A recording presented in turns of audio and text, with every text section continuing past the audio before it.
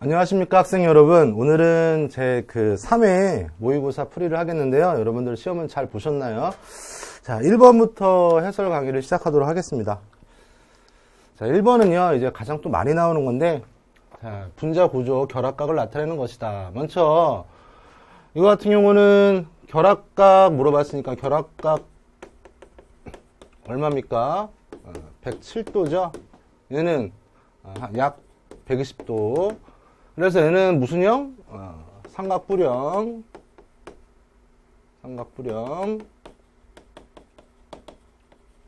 자, 얘는 약간 정사면체, 정삼각형 형태. 자, 그러면, 자, 1번 보면 이거 너무 쉽죠? 가하고 나는 모두 다중결합을 갖는다. 이게 다중결합입니까? 아니죠? 아니야. 그 다음에 가하고 나의 구조는 정삼각형 구조이다. 얘는 삼각부령이니까 또 틀린 말이 되겠고요. 그 다음에 나의 분자는 비공유전화성이 없다. 자, 요게 좀 이제 헷갈릴 텐데, 자, 비공유전화성 내가 한번 그려볼게요. 여기 지금 비공유전화성이 여기 이렇게 있고요. 얘네들 여기 이렇게 있죠. 자, 둘 다 비공유전화성이 있죠. 그 다음에 이제 그러니까 3번 틀린 말이 되겠고요. 그 다음에 결합각의 크기는, 자, 이게 결과적으로 120도니까 훨씬 더 큰 거죠. 그래서 올바른 것은 4번으로 답을 갖다 해주시면 되겠고요. 자, 2번 봅시다.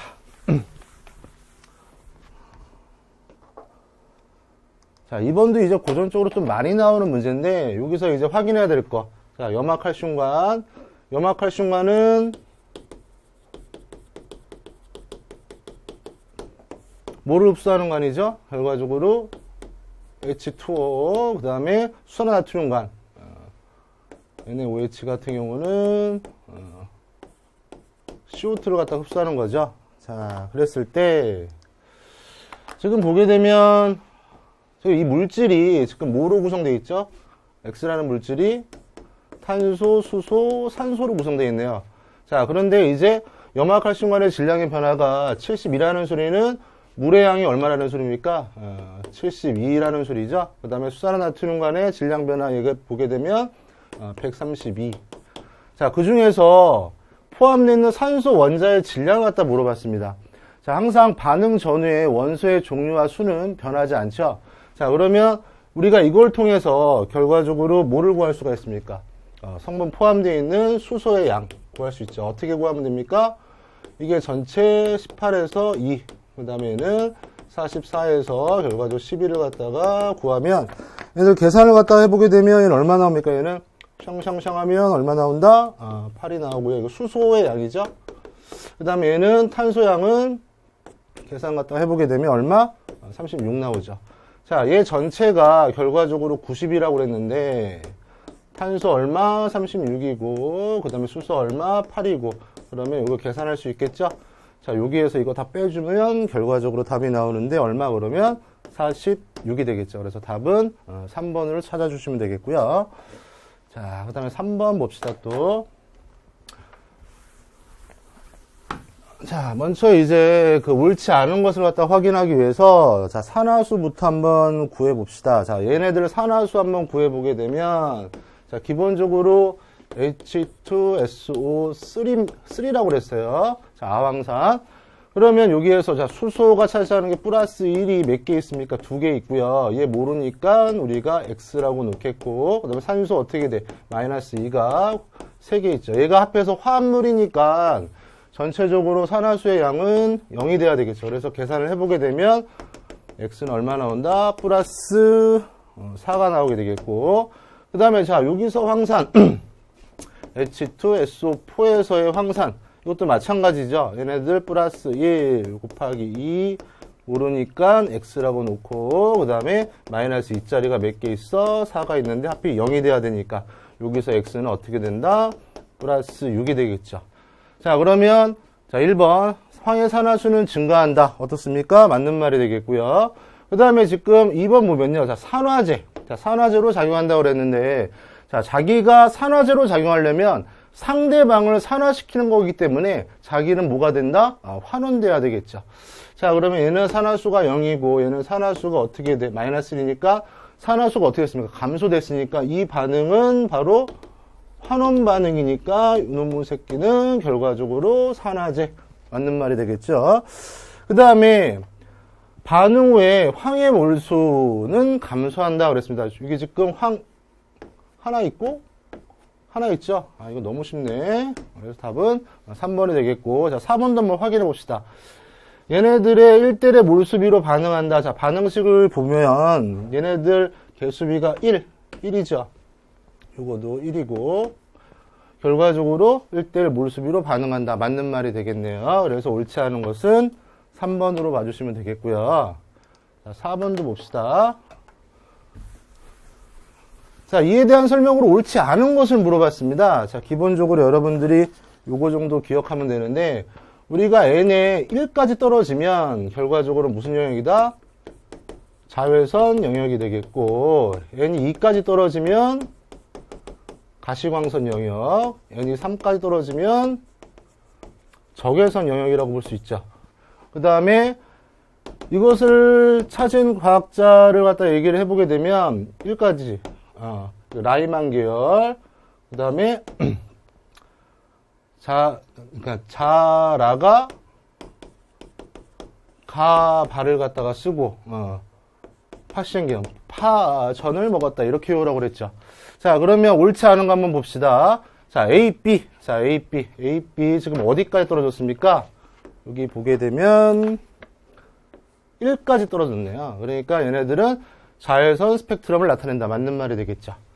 그 다음에 자, C에서 에너지가 가장 크다 그랬습니다. 자, 이거 언뜻 봐도요, 많이 떨어졌죠. 그러니까 가장 크다. 2번도 맞는 말이 되겠고요.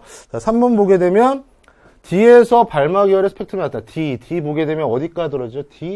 N이 이네요. 자, 발막이열 맞죠? 자, 그 다음에 B하고 E에서 방출하는 에너지의 크기는 같다. 자, 언뜻 봐도 여러분들이 이런 거, P 어디 있습니까? 이만큼이고, E 어디 있어? 이만큼인데. 자, 누가 더 같습니까? 이거 틀린 말이 되겠죠? 그래서 옳지 않은 것은 4번. 자, 이런 거는 그냥 탁 보면 탁 답이 나오는 거죠? 자, 그 다음에 5번 봅시다. 자, 5번 보게 되면, 요거 좀 약간 까다롭다고 볼 수도 있는데, 먼저, 얘네들 한번 보게 되면, 원래 요렇게 돼 있죠, 요렇게. 자, 그런데 얘네들 보게 되면, 여기 지금,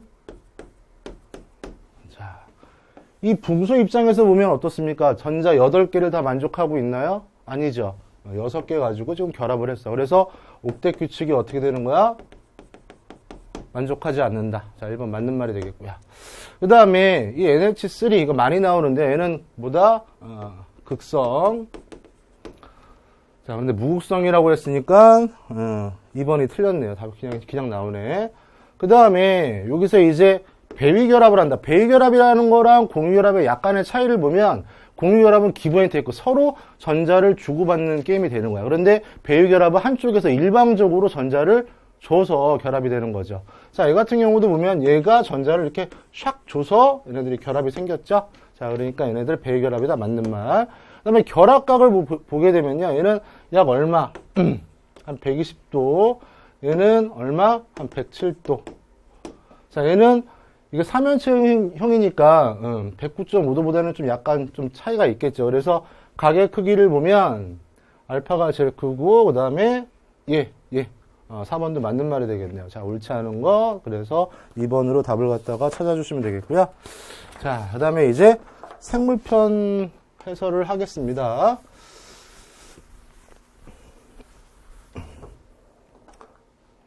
이 그림을 좀 확인해야 되는데, 자, 그림부터 먼저 확인해 봅시다.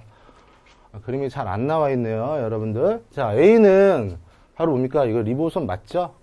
리보솜의 역할. 자, DNA의 유전 정화에 따라서 단백질이 합성되는 장소다. 자, 1번 맞는 말이 되겠네요. 그 다음에 B. 자, B, 이거 뭐 이렇게 표시되어 있는 거. 미토콘드리아. 에너지를 발생시키는 세포기관의 하나입니다. 그래서 필요한 ATP를 생성한다. 자, 2번도 맞는 말이 되겠죠? 자, 3번 보면 여기 지금 찌글찌글 이렇게 또 있네요. 자, 또 식물세포야. 여기서 하나 더 보게 되면 식물세포에 또 유일하게 있는 게 바로 이제 이러한 엽록체라고 볼 수 있겠죠. 식물세포에게 유일하게 있는 거 엽록체, 그 다음에 또 뭐가 있습니까? 세포벽이 있고요. 액포도 있습니다. 그것도 같이 참고로 기억을 해두시고요. 여기서는 광합성을 한다. 맞죠? 그 다음에 D는 세포막 맞는데 동물 세포는 존재하지 않는다? 그러면 세포막이 존재 안 하면 그냥 동물 세포가 막 흐물흐물해도 되겠죠? 그래서 4번이 틀렸네요. 그래서 옳지 않은 거 4번을 찾아주면 되겠고. 그 다음에 6번 봅시다. 6번. 자, 두 종류의 생태계 가하고 나에서 먹이 사슬에 가여서 나타낸 것이다 그랬습니다. 자, 언뜻 보면 자, 지금 수리 부엉이가 이렇게 있는데 이게 바로 최종 소비자죠. 자, 가하고 나하고 차이를 보게 되면 이건 굉장히 막 얽혀있네요. 얘는 단순하네. 자, 어떤 게 더 안정한 겁니까? 얘는 먹는 게 한정되어 있으니까 얘는 굉장히 불안하죠. 그래서 가가 더 훨씬 더 안정된 생태계라고 볼 수가 있겠고요. 그 다음에 이번 보면 가는 나보다 생물 종수가 더 많다. 이거 언뜻 봐도 다 많잖아. 이거 틀리는 사람은 없겠죠. 그 다음에 3번 보면요. 가는 나보다 종이 다양성이 높다. 여긴 백로도 있고 도요새도 있고 막 오리도 있고 막 새우도 아주 잡식들이네. 맞네. 그러니까 이것도 맞는 말이 되겠고요. 자, 4번 보게 되면요. 메뚜기가 사라집니다. 자, 메뚜기 어디 있습니까? 여기 메뚜기. 이 메뚜기. 사라질 경우에 가와 나에서 모두 수리 부엉이가 사라질 것이다. 지금 얘는 메뚜기가 사라지면 어떻게 돼? 이거 들쥐 같은 경우가 죽겠죠. 그런데 얘 같은 경우는 어떻게 돼? 다른 애들을 갖다가 다 먹고 이런 애들이 밑에 있는 애들이 다 깔려 있으니까 결과적으로 얘는 살 수가 있죠. 그래서 4번이 틀린 말이 되겠네요. 자, 이런 거 너무 쉬워요. 이런 걸 해설하는 자체가 쑥스럽네요. 자, 8번 보면요. 자, 요거 이제 좀 약간 좀 머리를 굴려야 되겠죠. 자, 여기서 이제 분포 실험을 했는데, 분포 실험은 여러분들 이 정도로 또 기억을 해놔야 되겠죠. 이거는 중간 유전 형태죠. 흰색 분꽃과 붉은색 분꽃을 교배를 갖다 시켰습니다. 그랬더니 분홍색 분꽃을 얻었대. 자, 여러분들 멘델의 우열의 법칙 기억납니까? 자, 표현형이 강한 쪽이 이제 그 세대로 나타나는 건데, 지금 분홍색이 나타났잖아. 그럼 우열의 원리를 만족한다. 만족하지 않죠. 만족하려면 흰색 아니면 붉은색이 나타나야 되겠는데. 그 다음에 2번 보면요. 붉은색의 유전자가 흰색에 비해서 우성이다. 뭐 나타나지 않는데 무슨 우성이야. 여기서 우성이라는 것은 표현형으로 나타나는 게 바로 우성입니다. 그러니까 지금 보면요. 여러분들이 이제 그 유전자형이랑 표현형을 여러분들이 좀 헷갈려하는 학생들이 있는데, 유전자는 보통 우리가 기호로 나타내는 거고요. 표현형은 그냥 겉으로 나타내는 거. 여러분들 선생님 보입니까? 지금 선생님의 표현형은 이렇게 생긴 겁니다. 알았죠? 자, 그 다음에 자 3번 보면요. 얘네들의 비를 갖다 보면 1대 2대 1. 자, 이것도 맞는 틀린 말이 되겠. 흰색 비율이 어떻게 되는 거야? 잡종 2대 표현형의 비는 붉은색, 분홍빛 흰색이 1대 2대 1이다 그랬습니다. 지금 잡종 2대래. 잡종 2대 분꽃 어디 있습니까? 붉은색, 흰색, 분홍색. 자, 여기서 보게 되면 분꽃을 자가수분을 시켰으니까 요걸 한번 해봅시다. 우리가 이제 이렇게 나타내. 이걸 갖다가 이제 붉은색이라고 얘기를 하고요. 이걸 갖다가 흰색이라고 얘기를 했을 때 얘네들을 보게 되면 이런 형태가 나오죠. 얘가 바로 뭐야? 잡종 1세대. 얘네들을 결과적으로 자가수분시켰대. 자가수분이라는 소리가 바로 뭐냐면 똑같은 유전자를 갖고 있는 애들끼리 교배를 갖다 시킨 겁니다. 그러면 얘네들은 이제 어떤 애들이 나오냐면 이렇게 하면 라지알, 그 다음에 이렇게 하면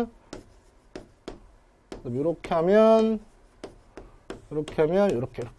자, 우리가 여기 이렇게 라지알이랑 스몰알이랑 같이 있을 경우에는 결과적으로 이제 중간 형태 분홍색이 나타났죠. 분홍색. 그 다음에 얘는 붉은색, 흰색. 자, 표현형의 비 어떻습니까? 1대 2대 1 맞죠? 그러니까 답은 옳은 건 3번이고요. 그 다음에 자 4번도 한번 우리 확인해 보고 넘어갑시다. 자, 분홍색 분꽃과 분홍색 분꽃 표현형으로 나타내 보게 되면 유전자형으로 나타내 보게 되면 라지 이렇게 되겠죠. 그다음에 순종인 붉은색 이렇게 나타낼 수 있죠. 교배시키면 이렇게 하면 어떻게 라지알 나오고 이렇게 하면 또 라지알 나오고 이렇게 하면 이렇게 되죠. 자, 이거 무슨 색깔? 붉은색. 무슨 색깔? 붉은색. 얘는 분홍색. 흰색 나옵니까? 스몰알짜리는 나오지 않죠. 그래서 옳은 곳은 3번이라고 봐주면 되겠고요. 그 다음에 9번 봅시다. 자, 9번 보게 되면, 여기 지금 A에 해당하는 호르몬, 자, 뭐를 지금 자극을 하고 있습니까? 갑상샘을 자극하고 있네요. 그래서 얘네들은 갑상샘 자극 호르몬이다. 맞네요. 그 다음에 B는 갑상샘을 갖다 자극해서 물질 대사를 촉진해주는 호르몬 뭐다? 티록신. 이번도 맞는 말이네요.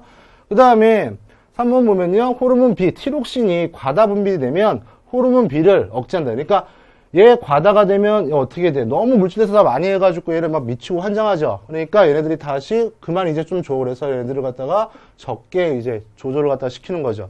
여기서 확인해야 될 게 요렇게 많으면 적게 이제 또 지시를 내려준다. 그래서 서로 반대되는 현상이다. 그래서 얘를 음성 피드백이라고 얘기를 하죠. 그래서 3번도 맞는 말. 그 다음에 4번 보면요. 호르몬 B가 많을 때 일어나는 조절은 옥시토신. 이 옥시토신의 이 분비 조절은요. 옥시토신은 바로 뭡니까? 자궁 수축 호르몬이라고 봐가지고 우리가 출산을 할 때 나타나는 호르몬입니다. 얘네들은 양석 피드백이죠. 그러니까 옳지 않은 것은 4번이 되겠죠. 자, 그 다음에 이제 마지막 문제.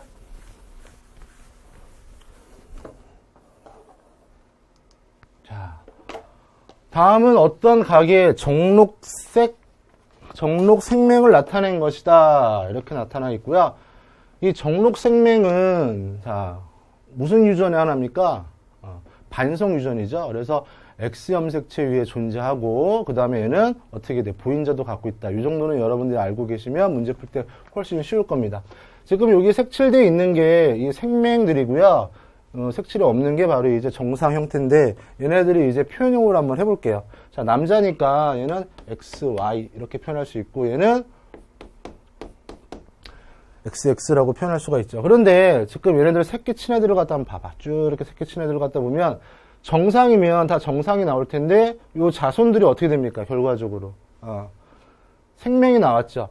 여기서 여러분들이 확인해야 될 게 요 X-는 반드시 누가 준 거야? 요 엄마가 준 거죠. 요 엄마가 준 거. 왜? 요 아버지는 Y를 갖다가 주니까. 그래서 얘는 반드시 이렇게 갖고 있다. 볼 수 있죠. 그렇기 때문에 얘가 가지려면 어떻게 돼? 결과적으로 이 위에 엄마가 이렇게 있어야 되겠죠. 그 다음에 얘네들은 X, Y. 그 다음에 자 C도 보게 되면요. C도 보자. 이거 정상이니까 X, Y가 되겠고 얘네들은 이런 형태가 되겠고. 그 다음에 얘네들은 정상이니까 엄마가 줄 수 있는 게 다 이제 생명 유전자를 갖다 다 갖고 있네요. 그러니까 어떻게 표현할 수가 있어? 이렇게 표현할 수가 있겠고, 마지막, 이 J는 어떻게 표현할 수 있다? 이렇게 줬으니까, 이렇게 표현할 수 있겠죠. 자, 그러면 옳지 않은 거 봅시다. 자, I 어딨어? I. 얘죠. I의 생명인자는, 요 생명인자를 갖다 물어봤습니다. 자, 이 생명인자를 찾아서, 그러면 얘는 누가 준 거야? 아빠 이거 줬으니까 요게 준 거고, 그 다음에 얘는 또 누가 준 거다? B가 줬다고 볼 수 있겠죠. 그래서 옳지 않은 거 1번 그냥 답 딱 나왔네요. 그 다음에 BFJ. 자, 헤테로라는 것은 이러한 유전 표현형이 다른 것을 갖다가 이제 헤테로라고 얘기를 합니다. 자, B를 보게 되면 얘는 다르죠. 그 다음에 F 보면 얘도 다르고, 그 다음에 J도 보면, 어디 있어? 저기 다르죠. 그러니까 이번은 맞는 말이 되겠고요. 그 다음에 자, D도 봅시다. D의 아들. ABCD, D의 아들. 얘네, 모두 생명으로 태어난다. 엄마가 다 갖고 있으니까 아들이면 아빠는 Y만 줄 거 아니야. 엄마는 다 요것만 주고. 그러니까 다 아들은 모두 생명. 안 된 집안이네. 자, 그 다음에 4번 보면요. 남성의 생명은 모두 목에 의해서 결정된다. 어떻습니까? 생명 유전은 남성 같은 경우는 아빠는 그냥 정상적인 Y염색체를 주니까 생명 유전자는 다 엄마부터 주는 거죠. 그래서 목에 의해서 결정된다. 맞는 말이 되겠습니다. 자, 그래서 여러분들 좀 수고 많이 하셨고요. 좋은 결과 있기를 바라겠습니다. 마치겠습니다. 안녕하십니까. 물리지구과학 모의고사 풀이를 담당하고 있는 조대근이라고 합니다. 문제를 보겠습니다. 11번. 그림은 태양을 초점을 하는 어떤 행성의 공정 궤도를 나타낸 것이다. 이에 대한 설명으로 옳지 않은 것은 단 PQ는 타원 궤도의 긴 반지름과 만나는 점이다. 이렇게 되어 있습니다. 이 문제에서는 첫째 케플러의 행성 운행의 법칙과 그리고 만륜리의 법칙 같은 것을 떠올리면 좋겠습니다. 문제를 읽어보겠습니다. 1번 태양은 행성 궤도상의 중심에 위치한다. 케플러에 의하면 행성은 타원 궤도를 돌고 태양은 타원의 한 초점에 위치하게 되어 있습니다. 그래서 1번은 틀린 말이 되겠습니다. 2번은 공전 속력은 Q 지점이 P 지점보다 빠르다. P 지점은 원일점이 되고요. Q 지점은 근일점이 되겠습니다. 근일점인 Q에서 행성의 운행 속도가 더 빠르게 되겠습니다. 맞는 말이 되겠습니다. 3번 행성에 작용하는 구심력은 Q 지점이 P 지점보다 크다. 구심력 F는 M, R, V 제곱으로 주어집니다. 즉 구심력은 거리에 반비례하게 되겠습니다. 따라서 Q 지점에서 구심력이 더 크겠습니다. 4번 같은 시간 동안 행성이 쓰고 간 부채꼴의 면적은 같아. 케플러의 면적 속도 일정의 법칙을 설명하는 말이 되겠습니다. 따라서 답은 1번 태양은 행성 궤도상의 중심에 위치한다가 되겠습니다.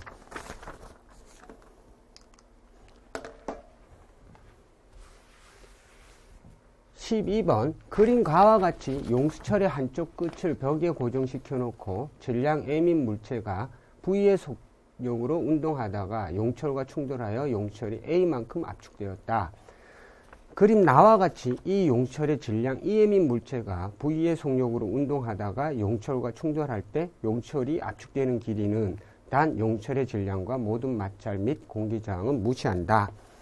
예, 가 같은 경우를 풀이할 때는 저희가 역학적 에너지 보존을 생각하면 되겠습니다. 즉 물체 질량 M인 물체가 V의 속도로 운동할 때 운동 에너지는 2분의 1 mv 제곱이 되겠습니다. 이것이 최대로 압축됐을 때 용철에 저장된 위치 에너지 2분의 1 ka 제곱만큼 압축이 되겠습니다. 따라서 압축된 길이는 질량에 반비례한 관계가 되겠죠. 따라서 질량이 EM이 될 때는 루트 2배가 되겠습니다. 답은 2번이 되겠습니다.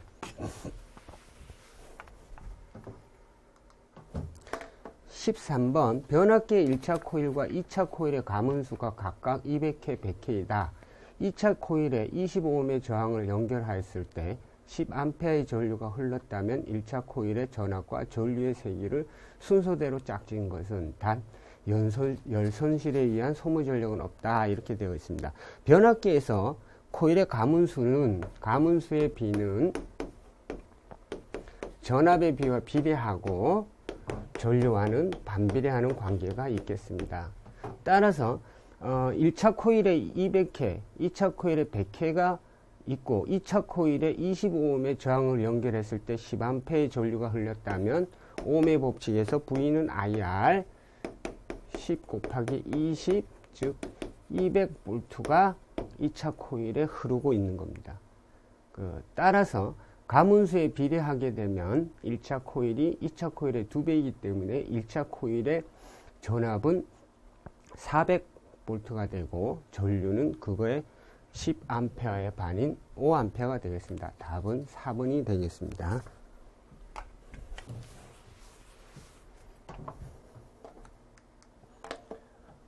14번 그림과 같이 질량 M인 물체가 도르래를 통하여 바닥에 고정된 용철 상수가 K인 용철과 줄에 연결되어 매달려 있다. 용철이 처음 상태보다 X만큼 늘어나 정지해 있을 때 이에 대한 설명으로 옳지 않은 것은 단 용철과 줄의 질량 및 모든 마찰은 무시한다. 이렇게 되어 있습니다. 용수철이 처음 상태보다 X만큼 늘어나 정지해 있기 때문에 질량이 M인 물체에 작용하는 R자 힘도 0이 되고요. 그리고 용철에 작용하고 용철과 줄에 관련되어 있는 힘들도 R자 힘은 0인 상태입니다. 1번 물체를 잡아당기는 장력 T1과 용철을 잡아당기는 장력 T2의 크기는 같아. 같은 실에 걸리는 장력은 어느 부위나 같습니다. 따라서 1번은 맞습니다. 2번 줄이 용철을 잡아당기는 힘에 대한 반작용은 용수철이 줄을 잡아당기는 힘이다. 작용 반작용 관계에 있는 힘은 주어 목적어가 바뀌어 있는 힘이다. 이렇게 생각하면 아주 이해하기 쉽습니다. 그래서 줄이 용수철을, 줄이 주어가 용수철을 목적어가 되고요. 용수철이 줄을 주어 목적어가 바뀌어 있기 때문에 2번도 맞는 말이 됩니다. 3번, 만약 달에서 같은 방법으로 물체를 매달면 X가 증가한다. 이 상태에서 저희가 힘을 한번 조사해 보겠습니다. 물체에 작용하는 힘은 밑으로 mg가 작용하고요. 위로 t1이 작용하고요. 그리고 mg가 t1, 정지해 있으니까 mg와 t1은 같은 힘이 되겠습니다. 그리고 t2와 용철이 늘어난 힘 2분의 1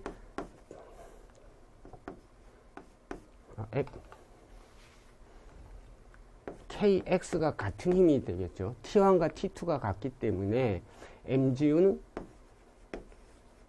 kx와 같은 힘이 되겠습니다. 달은 지구보다 중력 가속도가 6분의 1이 작으니까 거기에 비례해서 x도 많이 줄어들 겁니다. 따라서 3번은 틀린 말이 되겠습니다. 4번, 물체에 작용한 중력의 반작용의 크기는 kx와 같은 크기가 되겠습니다. 그래서 답은 3번이 되겠습니다.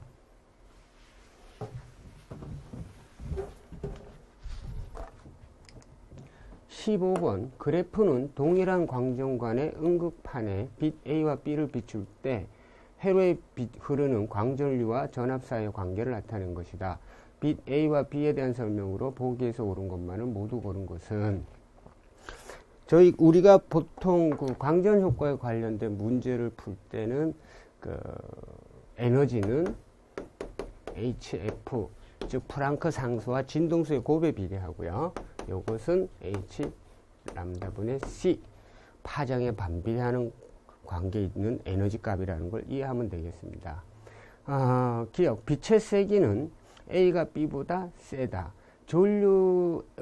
광전 효과에서 흐르는 광전류는 에너지에 비례하게 되는데 전류값은 A가 B보다 더 큰 전류가 흐르고 있습니다. 그래서 기억은 맞는 말이 되겠습니다. 니은, 빛의 파장은 A가 B보다 길다. 파장은 역전압과 관계 있는데 A는 마이너스 V0, B는 마이너스 2V0가 해당하겠습니다. 즉 B가 A보다 더 많은 에너지가 공급되어 있는 겁니다. 따라서 파장은 A가 B보다 길게 되겠습니다. 디귿, 광전자의 최대 운동 에너지는 A를 비추었을 때보다 B를 비추었을 때가 더 크다. 최대 운동 에너지는 주어진 진동수에 비례하는, 즉 진동수는 역전압 마이너스 2V0에 해당하는 놈이 더 크게 되겠습니다. 그래서 답은 디귿도 맞는 말이 되겠습니다. 답은 4번이 됩니다.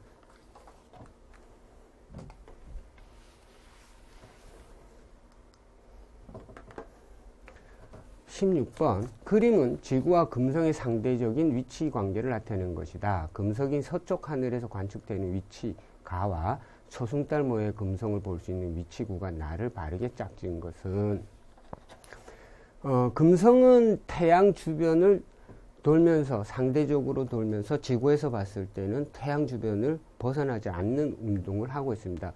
지구는 자전을 이런 방향으로, 반시계 방향으로 하게 되겠습니다. 따라서 태양이 떠 있을 때는 금성이 관측이 안 되기 때문에 저희가 봤을 때 태양의 왼쪽에 있을 때, 즉 동쪽이라 그러죠. 왼쪽에 있을 때는 태양보다 늦게, 즉 태양이 진 후에 관측이 가능하고요. 태양보다 오른쪽에 있을 때, 즉 태양의 서쪽에 있을 때는 태양보다 먼저, 즉 새벽에 관측이 가능하겠습니다. 그래서 서쪽 하늘에 관측되는 위치는 이 문제에서는 D 위치가 되어 있고요. 초승달 모양은, 저희가 달의 모양은 오른쪽부터 밝아졌다가 보름달까지 되고요. 보름부터 금음으로 갈 때는 오른쪽부터 사라집니다. 즉 초승달 모양이 관측이 된다는 것은 금성이 이런 모양으로 관측될 때를 찾으라는 얘기가 되겠습니다. 지구에서 봤을 때 금성은 태양이 비추는 면만 지구에서 관측이 가능하니까 D에서부터 A 사이에서 초승달 모양으로 볼 수 있겠습니다. 그래서 답은 4번이 되겠습니다.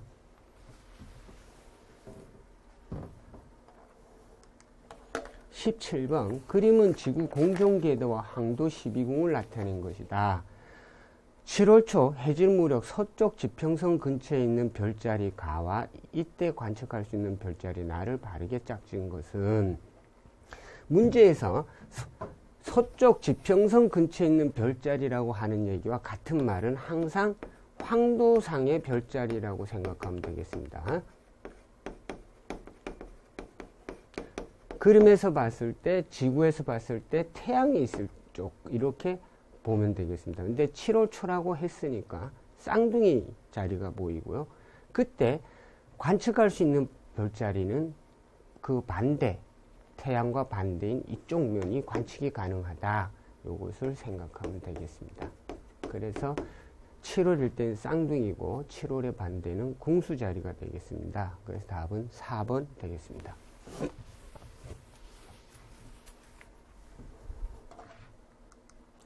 18번 그림은 판의 분포와 이동 방향을 나타낸 것이다. 이에 대한 설명으로 옳지 않은 것은 A에서는 두 대륙판의 충돌에 의해 습곡산맥이 형성된다. A는 히말라야 산맥이 만들어진 곳입니다. 히말라야 산맥은 인도 대륙과 유라시아 대륙판이 서로 충돌해서 만들어진 습곡산맥입니다. 맞는 말이 되겠습니다. 2번 B는 해양판이 대륙판 아래로 섭입하는 수령형 경계이다. 이쪽 좌측에 있는 것이 유라시아판이 되어 있고요. B는 북태평양판이 되니까 해양판인 북태평양판이 대륙판 아래로 서입하는 수령형 경계가 맞습니다. C는 3번 C에서는 새로운 해양지각이 생성되며 확장된다.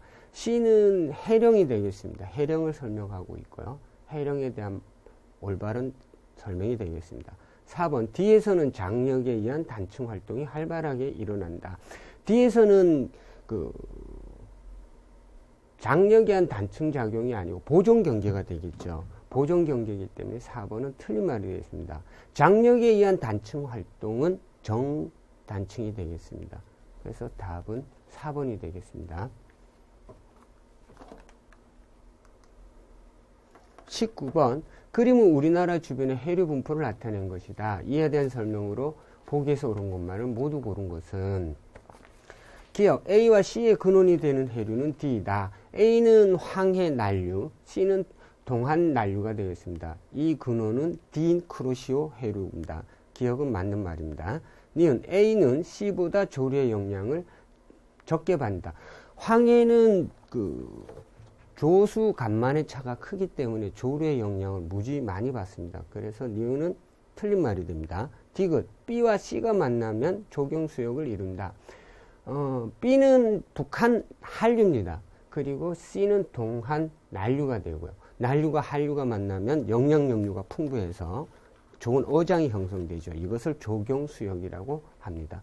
그래서 답은 기역 디귿인 2번이 되겠습니다. 20번 그림 가와 나는 온도 변화로 구분한 기권과 수권의 층상 구조를 나타낸 것이다. 가가 기권, 나가 수권이 되겠습니다. 이에 대한 설명으로 옳지 않은 것은 1. 대륙권과 중간권에서는 기상현상이 나타난다. 대륙권과 중간권은 높이가 올라갈수록 온도가 떨어집니다. 즉 대류현상이 일어나죠. 그래서 대륙권에서는 물이 수증기 형태로 바뀌고 또 수증기가 응결해서 눈, 비로 내리는 기상현상이 일어날 수가 있습니다. 그러나 중간권에서는 높이가 높아서 수증기가 거의 없습니다. 그래서 중간권에서는 대류현상은 일어나지만 기상현상은 존재하지 않습니다. 그래서 답은 1번은 틀린 설명이 되었습니다. 2번 혼합층은 바람이 강한 중위도 지역에서 두껍다. 수온이 거의 일정한 깊이에 따라서 일정한 구간을 혼합층이라고 하는데 혼합층이 왜 혼합층이냐 하면 바람에 의해서 물들이 서로 섞이고 있다라는 의미로 해석하면 되겠습니다. 즉 바람이 강한 중위도 지역에서는 혼합층이 점점 두꺼워지겠죠. 그래서 2번은 맞는 설명이 되겠습니다. 3번 수온 약층은 기권의 성층권과 같이 안정한 층이다. 수온 약층은 깊어질수록 온도가 낮아집니다. 즉 아래쪽이 온도가 낮고 위쪽이 온도가 높으니까 대류현상이 일어날 수가 없죠. 그래서 물은 거의 안정한 형태로 존재하고 있습니다. 성층권도 마찬가지죠. 성층권도 올라갈수록 온도가 높아지고 아래쪽이 온도가 낮습니다. 그래서 3번 맞는 설명이 되겠습니다. 4번 기권에서 생물권과의 상호작용이 가장 활발한 영역은 대륙권이다. 생물들이 하늘을 나는 조류라고 해도 거의 지표면에만 분포하고 있습니다. 그래서 4번은 맞는 설명이 되겠습니다. 그래서 답은 1번이 되겠습니다. 이것으로 마치겠습니다.